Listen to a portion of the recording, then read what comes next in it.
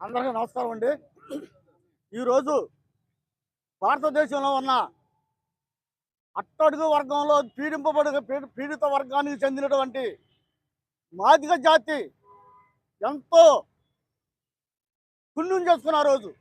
ఎందుకంటే గత 28 సంవత్సరాలుగా ఆంధ్రప్రదేశ్లోను మిగిలిన రాష్ట్రాల్లోనూ ఎంఆర్పిఎస్ నాయకత్వంలో కృష్ణమాది గారి ఆధ్వర్యంలో మిగిలిన దండువేరే గారు ఇంకా మిగిలిన వారి ఆధ్వర్యంలో ఈ ఎంఆర్పిఎస్ ఉద్యమం